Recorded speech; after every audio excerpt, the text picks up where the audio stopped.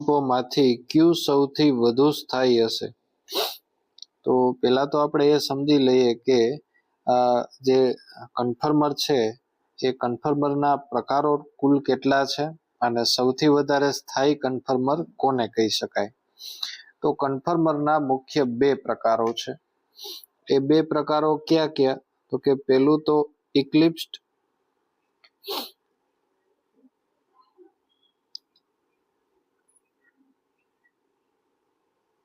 અને બીજું છે સ્ટેગર્ડ. તો ઇક્લિપ્સ અને સ્ટેગર્ડ માંથી આપણે જાણીએ છીએ એમ સ્ટેગર્ડ કન્ફર્મર છે એ સૌથી વધારે સ્થાયી છે. અને સ્ટેગર્ડ કન્ફર્મરમાં પણ આગળ બીજા બે પ્રકારો છે.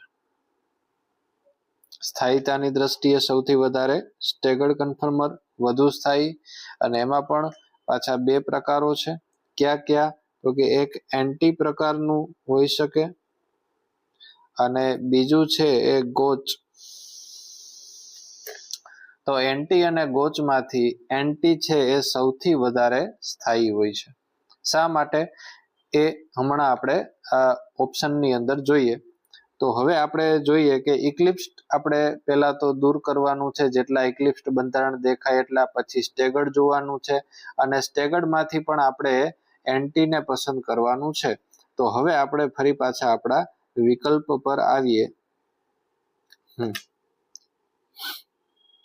તો સૌથી પહેલું બંધારણ જોઈએ તો એ સ્ટેગર્ડ પ્રકારનું છે. બીજા નંબરનું છે ઇક્લિપ્સ્ડ છે, એટલે બીજું નંબરનું કેન્સલ કરીએ. ત્રીજા નંબરનું બંધારણ પણ સ્ટેગર્ડ છે. ચોથું બંધારણ છે એ કેન્સલ કરીએ, કારણ કે એ પણ ઇક્લિપ્સ પ્રકારનું છે. હવે વાત આવે છે, આપણે પસંદગી કરવાની છે ઓપ્શન 1 માંથી અને ઓપ્શન 3 માંથી.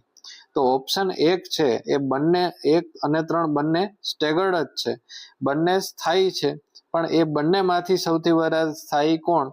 તો એ બંનેમાં આપણે આગળ જોયું એમ એક છે એ એન્ટી છે અને બીજું છે એ ગોચ પ્રકારનું બંધારણ છે. હવે આપણે ઓળખવાનું છે કે ક્યુ એન્ટી છે. તો મિત્રો, એન્ટી બંધારણ એટલે કે જેમાં બલ્કી સમૂહ આવેલો હોય એ એકબીજાથી એકદમ ઓપોઝિટ હોય અને એકબીજાથી એકદમ ફાર અપાર્ટ આવેલા હોય, એટલે કે એકબીજાથી મેક્સિમમ દૂર આવેલા હોય. તો પહેલું બંધારણ છે એમાં જે બલ્કી ગ્રુપ છે એ એકબીજાથી એકદમ દૂર આવેલા છે. જુઓ, 180 ડિગ્રીના અંતરે બંને આવેલા છે, એકબીજાથી એકદમ દૂર છે. એટલે અપાકર્ષણ ખૂબ ઓછું થાય છે. અને અપાકર્ષણ જેમાં ખૂબ ઓછું હોય એ બંધારણ સૌથી વધારે સ્થાયી હોય છે. એટલે આ બંધારણ છે, આ પ્રકારનું સ્ટેગર્ડ બંધારણ, એને એન્ટી પ્રકારનું કહેવામાં આવે છે. અને જ્યારે ત્રીજા નંબરનું બંધારણ છે એમાં બલ્કી ગ્રુપ જે મિથાઇલ સમૂહ આવેલા છે એ મિથાઇલ સમૂહ એકબીજાની પાસે આવેલા છે, એટલે કે અંતર ઓછું છે. એટલે એવા સ્ટેગર્ડ બંધારણને કહેવામાં આવે છે ગોચ પ્રકારનું બંધારણ. અને એન્ટી અને ગોચમાંથી સૌથી વધારે જો સ્થાયી હોય તો અપાકર્ષણ ઓછું લાગતું હોય એવું એન્ટી બંધારણ છે. એટલે આપણો સાચો જવાબ અહીંયા આવશે 1.